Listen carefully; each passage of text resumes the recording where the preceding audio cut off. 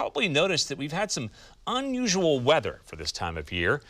It's dry, which a lot of us love, but it's not so great for our plants or for our water bills, for that matter.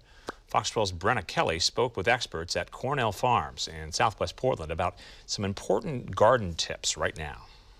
We've had several dry days and there's more on the way. The president at Cornell Farm tells me there's no perfect formula for taking care of plants.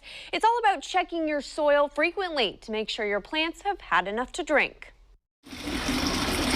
Plants in our gardens may not be getting enough water right now. We're at this time of year where you just have to do the best you can. We've seen over a week of dry days and there's more on the way. So just how often should we be watering our plants? If somebody gives you a formula, it will be wrong because the weather is what changes and the temperature changes and the wind happens or doesn't. There's all these factors that go into whether or not your plants really need water or not. The president of Cornell Farm, Debbie Barnhart, says you should be checking the first few inches of plants in containers and the top 6 inches of soil in your garden. If it's dry, make sure and water, specifically early in the day to prevent freezing and disease.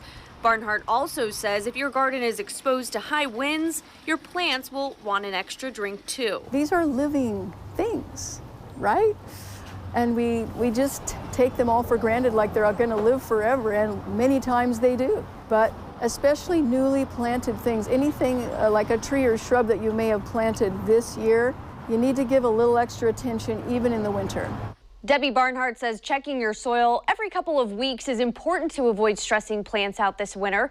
For tender plants, you'll want to think about buying some frost cloth or burlap to wrap them in. High winds on top of cold temps can be an issue, and the cloth will protect them from drying out or leaves that look burned. Reporting in studio, Brenna Kelly, Fox 12 Oregon.